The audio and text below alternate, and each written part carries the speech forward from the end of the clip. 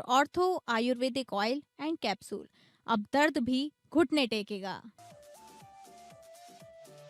लखनऊ में प्रगति पोर्टल पर सीएम योगी ने दी जानकारी। कहा, उत्तर प्रदेश आज भारत के इंफ्रास्ट्रक्चर का ग्रोथ बनकर उभरा। 86 लाख करोड़ रुपए की परियोजनाओं को मिली गति। देवरिया से बीजेपी विधायक डॉक्टर शलभमणि त्रिपाठी को मिली धमकी। धमकी देने वाला वीडियो वायरल। पुलिस धमकी देने वाले युवक की पहचान में जुटी।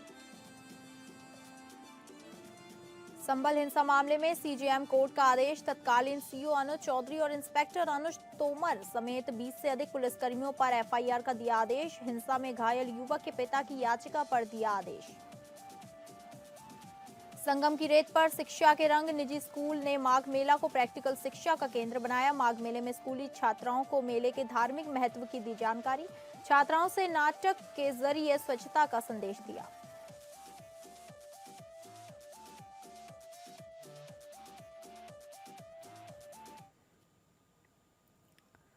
नमस्कार, आप सभी का स्वागत है उत्तर प्रदेश बुलेटिन में और मैं हूं आपके साथ अंकिता सिंह। बुलेटिन की शुरुआत करेंगे जहां उत्तर प्रदेश के मुख्यमंत्री योगी आदित्यनाथ ने प्रगति पोर्टल के संबंध में मीडिया को जानकारी देते हुए कहा कि उत्तर प्रदेश आज भारत के इंफ्रास्ट्रक्चर का ग्रोथ इंजन बनकर उभरा है। उन्होंने कहा कि देश के सबसे बड़े इंफ्रास्ट्रक्चर प्रोजेक्ट्स में उत्तर प्रदेश में संचालित हो रहे हैं और राज्य को एक्सप्रेस वे राज्य के रूप में पिछले 8 वर्षों में स्थापित करने में सफलता प्राप्त हुई है। प्रगति पोर्टल के माध्यम से राष्ट्रीय स्तर पर 86 लाख करोड़ रुपए की परियोजनाओं को गति मिली है, जिसमें 377 प्रमुख परियोजनाओं को सीधे प्रधानमंत्री जी द्वारा राष्ट्रीय स्तर पर समीक्षा दी जाती है। 3162 में से 2958 मुद्दों का समाधान हुआ है, जो गवर्नेंस की क्रेडिबिलिटी को दर्शाता है। उत्तर प्रदेश में 4,19,000 करोड़ रुपए के 65 बड़े प्रोजेक्ट प्रगति पोर्टल के अंतर्गत आते हैं, जिनमें से 26 प्रोजेक्ट कमीशन हो चुके हैं और 39 प्रोजेक्ट निर्माण के अलग अलग चरण में हैं। प्रगति प्लेटफॉर्म ने टीम इंडिया स्पिरिट को और अधिक प्रभावी बनाया है। जब केंद्र व राज्य एक साथ जुड़कर आगे बढ़ते हैं तो परिणाम भी उतना ही अच्छा होता है। प्रधानमंत्री के विजन को प्रगति पोर्टल के माध्यम से प्रभावी रूप से आगे बढ़ाने में मदद मिलती है। अब समस्या पर चर्चा नहीं, समाधान पर चर्चा होती है, जिससे शासन की गुणवत्ता में सुधार हुआ है। यानी प्रगति का मतलब proactive governance and timely implementation, यानी ये उसी का एक राष्ट्रीय स्वरूप है, जहां मेगा इंफ्रास्ट्रक्चर की जो हमारे प्रोजेक्ट हैं, सामाजिक योजनाएं हैं, सिस्टम रिफॉर्म को लेकर टीम इंडिया के अप्रोच को इसके माध्यम से सुदृढ़ किया गया है। यह दर्शाता है कि मिनिमम गवर्नमेंट मैक्सिमम गवर्नेंस हमारी कार्यशैली कैसे बन सकती है। ये पोर्टल उसका एक महत्वपूर्ण आधार बना है। भाजपा प्रदेश अध्यक्ष पंकज चौधरी ने अयोध्या से 2027 विधानसभा चुनाव का शंखनाद किया। जिले की सीमा पर रुदौली विधायक रामचंद्र यादव के नेतृत्व में उनका भव्य स्वागत हुआ। स्वागत कार्यक्रम में बड़ी संख्या में भाजपा कार्यकर्ता और स्थानीय लोग मौजूद रहे। पंकज चौधरी ने कहा कि एक छोटे कार्यकर्ता को प्रदेश अध्यक्ष बनाना केंद्रीय नेतृत्व का विश्वास है। उन्होंने प्रधानमंत्री नरेंद्र मोदी और मुख्यमंत्री योगी आदित्यनाथ के नेतृत्व की प्रशंसा की। पंकज चौधरी ने दावा किया कि भाजपा कार्यकर्ताओं को कोई गुमराह नहीं कर सकता। उन्होंने कहा कि मोदी योगी सरकार के कार्यों के आधार पर भाजपा 2027 में फिर सरकार बनाएगी। अयोध्या दौरे के दौरान वह अवध प्रांत के 14 जिलों की संगठनात्मक समीक्षा करेंगे। 86 विधानसभा सीटों को लेकर रणनीति तय की जाएगी और कार्यकर्ताओं की जीत के मंत्र भी दिए जाएंगे। इस महाबैठक में अवध प्रांत के 63 विधायक और 7 मंत्री शामिल हो रहे हैं।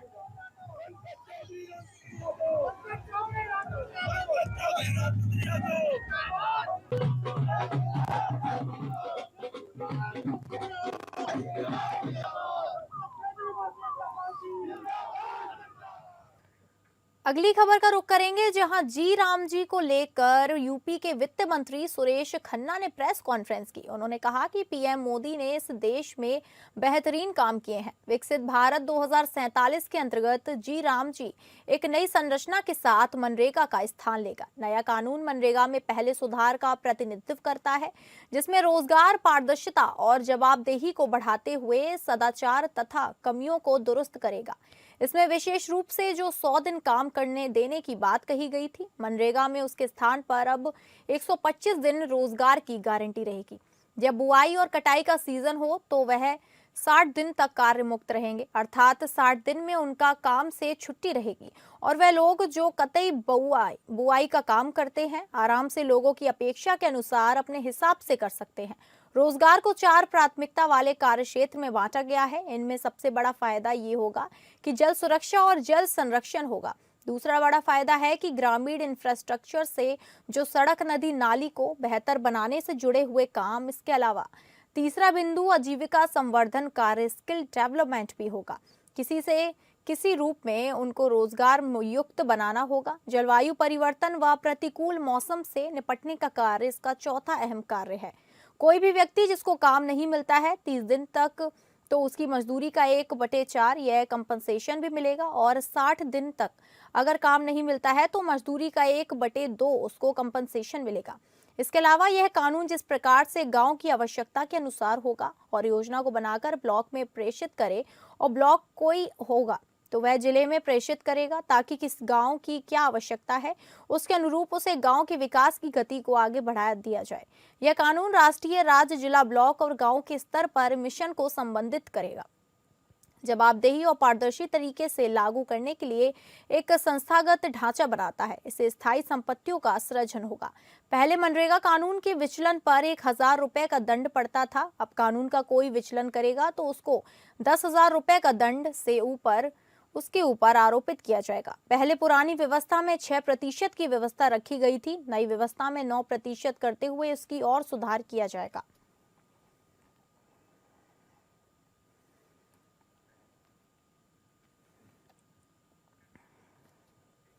पीलीभीत गोरखपुर शामली एक्सप्रेसवे को बाया पीलीभीत किए जाने की केंद्रीय परिवहन एवं सड़क निर्माण मंत्रालय द्वारा मंजूरी पर गन्ना विकास एवं चीनी मिले राज्य मंत्री संजय सिंह गंगवार की मेहनत रंग लाई।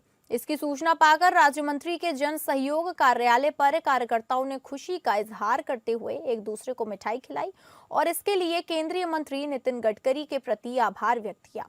बहुप्रतीक्षित एक्सप्रेसवे के निर्माण के लिए पूर्व में बाया बरेली पीलीभीत होकर निर्माण किए जाने की मंजूरी दी गई थी, जिसे बाद में पीलीभीत की उपेक्षा करके उसे बरेली, शाहजहांपुर, लखीमपुर आदि जनपदों से होकर गोरखपुर तक निर्माण किए जाने की संशोधित मंजूरी प्रदान की गई थी। इस पर गन्ना विकास एवं चीनी मिले राज्य मंत्री संजय गंगवार ने 25 अगस्त 2025 को केंद्रीय सड़क परिवहन मंत्री नितिन गडकरी को पत्र लिखकर और दिल्ली में उनसे व्यक्तिगत रूप से मिलकर शामली गोरखपुर एक्सप्रेसवे को पुनः बाया पीलीभीत किए जाने का अनुरोध किया था। गन्ना राज्य मंत्री संजय गंगवार के अनुरोध एवं व्यापक पैरवी पर केंद्रीय मंत्री नितिन गडकरी ने एक्सप्रेसवे के निर्माण को संशोधित करते हुए पुनः बाया पीलीभीत किए जाने की अधिसूचना जारी कर दी है, जिससे अब एक्सप्रेसवे बरेली, नवाबगंज से होकर पीलीभीत जनपद की बीलसपुर तहसील के 39 गांव एवं सदर तहसील के लगभग आधा दर्जन गांव से होकर गुजरेगा। गन्ना राज्य मंत्री संजय गंगवार ने केंद्रीय मंत्री नितिन गडकरी को लिखे पत्र में कहा था कि पीलीभीत जनपद नेपाल सीमा से सटे तराई क्षेत्र का महत्वपूर्ण जनपद है, जहां चीनी उद्योग, गेहूं आदि का उत्पादन बहुयत होता है, जो जनपद के विकास में उल्लेखनीय योगदान देता है। इतना ही नहीं, पीलीभीत टाइगर रिजर्व की स्थापना होने से यहां देश विदेश के पर्यटकों का बड़ी संख्या में आवागमन रहता है, जो जनपद के विकास में एक महत्वपूर्ण कड़ी है। राज्य मंत्री संजय गंगवार ने कहा कि औद्योगिक विकास तेजी से हो रहा है। एशिया की सबसे बड़ी खमीर फैक्ट्री की स्थापना हो रही है। इसके अलावा कई अन्य औद्योगिक इकाइयों के यहां प्लांट लगाने की कार्यवाही चल रही है। उन्होंने कहा कि शामली गोरखपुर एक्सप्रेसवे के बाया पीलीभीत निर्माण होने से जहां दूर दराज के लोगों को अपने व्यापार संबंधी आगमन में आसानी होगी, वहीं जनपद के विकास एवं नए आयाम स्थापित हो सकेंगे।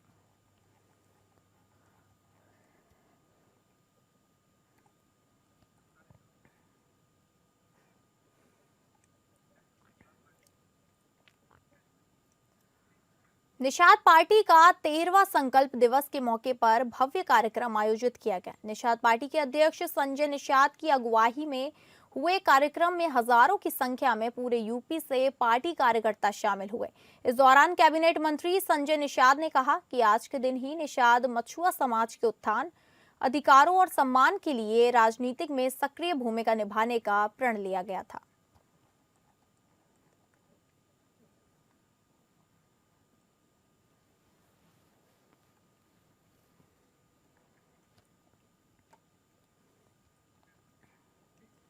देवरिया सदर विधायक डॉक्टर शलभ मणि त्रिपाठी को धमकी देने वाला वीडियो वायरल हो रहा है। इंस्टाग्राम रील में युवक ने विधायक के खिलाफ आपत्तिजनक और धमकी भरे शब्द कहे। पुलिस धमकी देने वाले युवक की पहचान में जुटी है। वीडियो वायरल होते ही इलाके में आक्रोश है, वहीं पुलिस प्रशासन अलर्ट मोड में आ गई है। दरअसल सरकारी भूमि पर मजार होने की जांच की मांग विधायक द्वारा मुख्यमंत्री से करने के बाद कार्रवाई की गई थी। एएसडीएम कोर्ट में मजार कमेटी द्वारा कोई दस्तावेज पेश नहीं कर सकी थी।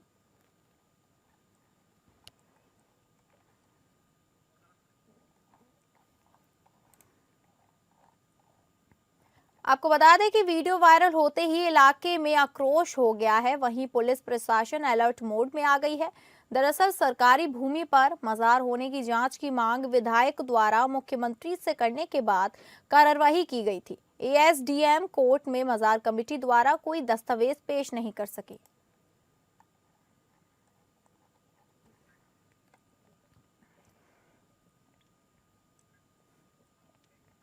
संभल तहसील क्षेत्र के ग्राम बिछौली में सरकारी भूमि पर किए गए अनधिकृत कब्जों के खिलाफ प्रशासन ने सख्त रुख अपनाया है।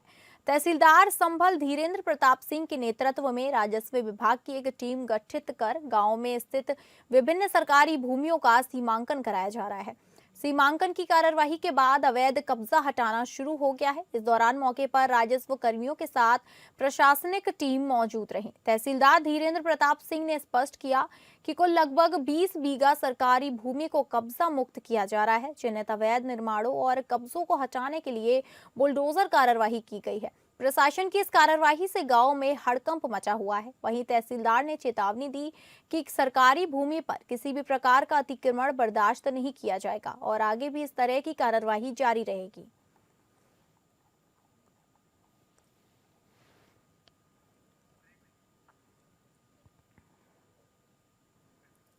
जहां उत्तर प्रदेश के संभल में हुई हिंसा से जुड़े मामले में अदालत के आदेश के बाद नया मोड़ आ गया है। चंदौसी स्थित मुख्य न्यायिक मजिस्ट्रेट सीजेएम विभांशु सुधीर ने तत्कालीन सीओ अनुज चौधरी और इंस्पेक्टर अनुज तोमर समेत 20 से अधिक पुलिसकर्मियों के खिलाफ एफआईआर दर्ज करने का निर्देश दिया है। यह आदेश हिंसा में घायल युवक के पिता यामीन की याचिका पर दिया गया। याचिका में आरोप लगाया गया है कि आलम नाम का युवक सामान बेचने गया था, उसी दौरान उसे गोली मार दी गई। यामीन ने अपनी अर्जी में तत्कालीन सीओ अनुज चौधरी और संभल सदर कोतवाली के तत्कालीन इंस्पेक्टर अनुज तोमर सहित 20 से अधिक पुलिसकर्मियों को आरोपी बनाते हुए उनके खिलाफ मुकदमा दर्ज करने की मांग की थी। अदालत ने सभी तथ्यों पर सुनवाई के बाद पुलिसकर्मियों पर एफआईआर दर्ज करने का आदेश जारी कर दिया। इस विषय पर जानकारी देते हुए याचिकाकर्ता के अधिवक्ता कमर हुसैन ने बताया कि याचिकाकर्ता यामीन की याचिका पर सुनवाई करते हुए सीजेएम न्यायालय के न्यायाधीश ने तत्कालीन सीओ अनुज चौधरी और तत्कालीन कोतवाली प्रभारी संभल अनुज तोमर समेत 20 से अधिक पुलिसकर्मियों के खिलाफ एफआईआर दर्ज की।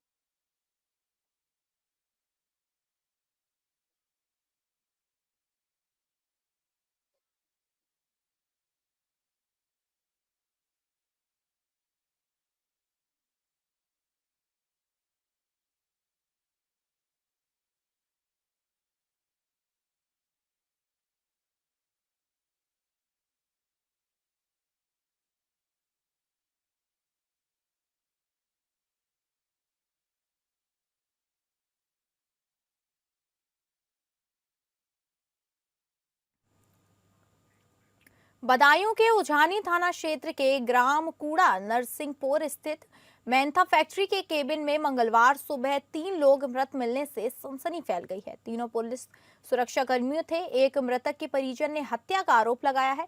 वहीं कुछ लोग दम घुटने से मौत होना बता रहे हैं। घटना की जानकारी मिलने पर ग्रामीणों की भीड़ फैक्ट्री परिसर में जुट गई है और हंगामा शुरू कर दिया। सूचना मिलते ही उझानी थाना पुलिस मौके पर पहुंच गई। पुलिस घटनास्थल पर छानबीन कर रही है। यह वही फैक्ट्री है जिसमें कुछ महीने पहले भीषण आग लग गई थी। जानकारी के मुताबिक घाव कूड़ा नरवर सिंह स्थित Mentha factory bank of Baroda में बंधक है। फैक्ट्री कर्मचारियों ने मंगलवार को सुबह कैबिन में सिक्योरिटी गार्ड जोगेंद्र यादव, भानु यादव और विवेक यादव को मृत अवस्था में पड़ा देखा। तीनों के शव जमीन पर पड़े थे।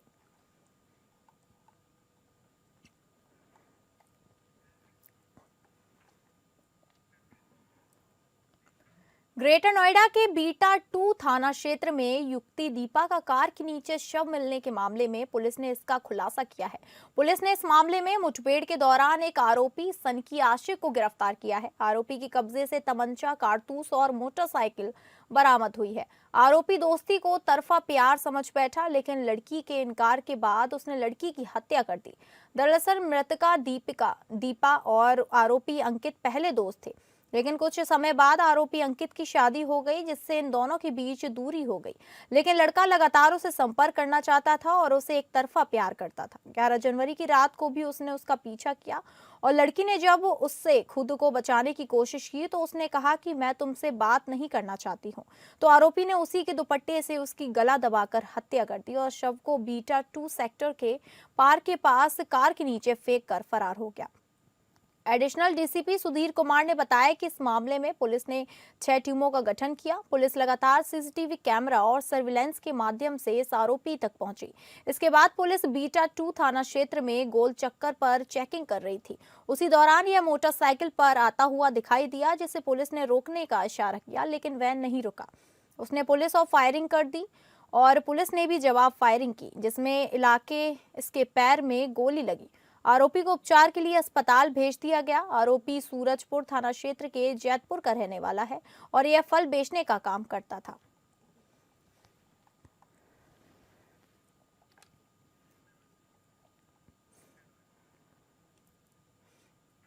लखनऊ में 1,92,00,000 की ठगी करने वाला आरोपी गिरफ्तार किया गया है। गुडुम्बा क्षेत्र निवासी साइबर अपराधी इमरान गाजी को साइबर क्राइम टीम ने गिरफ्तार किया है। आरोपी ने पीड़ित शलभ पांडे से साइबर ठगी की थी। साइबर ठग ने व्हाट्सएप के माध्यम से फर्जी पहचान बनाकर पीड़ित से संपर्क किया और निवेश में अधिक लाभ का झांसा देकर रकम लूट ली। फर्जी आधार और पैन कार्ड से खोले गए बैंक खातों में 54 लाख रुपए की रकम ट्रांसफर की गई थी। कुल 1,92,00,000 की साइबर ठगी को अंजाम दिया गया था।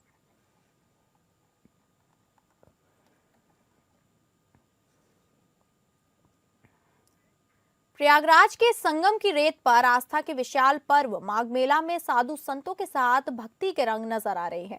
इसी माघ मेला क्षेत्र को अब एक प्राइवेट स्कूल ने अपनी छात्राओं के लिए प्रैक्टिकल शिक्षा का केंद्र बना दिया है, जहां धार्मिक आयोजनों की जानकारी दी जा रही है। स्कूल प्रशासन ने छात्र छात्राओं को माघ मेला क्षेत्र में लाकर इसकी परंपराओं से रूबरू कराया। विवेकानंद जयंती के अवसर पर छात्राओं ने स्वच्छता का संदेश नाटक के माध्यम से मेले में आने वाले श्रद्धालुओं को दिया। उन्होंने बताया कि माघ मेला में स्वच्छता क्यों आवश्यक है, व्यवस्थाएं कैसे की जाती हैं, मेले का महत्व क्या है। इसके अलावा क्षेत्र में बहने वाली गंगा, यमुना और सरस्वती की परंपरा, अखाड़ों का स्वरूप तथा कल्पवास क्या होता है, इन सभी विषयों पर विस्तार से जानकारी दी गई।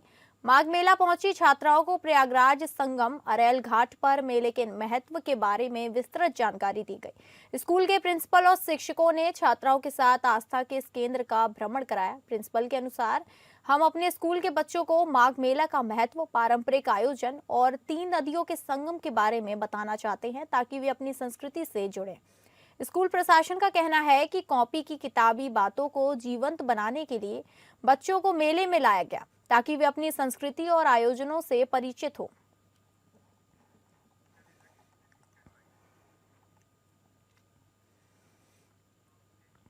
प्रयागराज के संगम तट पर आयोजित माघ मेले का दूसरा स्नान पर्व मकर संक्रांति 15 जनवरी को है। पौष पूर्णिमा स्नान पर्व में 31 लाख से अधिक श्रद्धालुओं को सकुशल स्नान संपन्न कराने के बाद अब मेला प्रशासन ने मकर संक्रांति स्नान पर्व के लिए कमर कस ली है। इसके बाद स्नान घाटों पर विशेष व्यवस्था की गई है। श्रद्धालुओं को कम से कम पैदल चलना पड़े, इसके लिए घाटों के समीप ही पार्किंग की व्यवस्था की गई है। इस दौरान 1 करोड़ से अधिक श्रद्धालुओं के स्नान का प्रशासन का अनुमान है।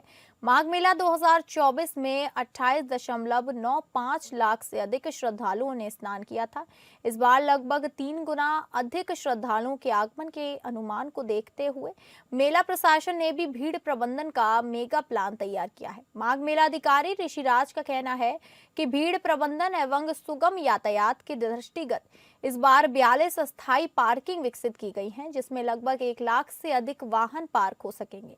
माघ मेला 2025-2026 में कुल 12,100 फीट लंबाई में घाटों का निर्माण किया गया है, जिनमें सभी आवश्यक मूलभूत सुविधाएं, चेंजिंग रूम, पुआल, कौसा, शौचालय आदि उपलब्ध है। मेलाधिकारी के अनुसार माघ मेले में गंगा में जल की उपलब्धता सुनिश्चित करने के लिए कानपुर के गंगा बैराज से प्रतिदिन 8,000 क्यूसेक जल छोड़ा जा रहा है। प्रयागराज में दोनों नदियों में गिरने वाले सभी 81 नालों की टैंपिंग की जा चुकी है। निरंतर गंगा जल की मॉनिटरिंग हो रही है।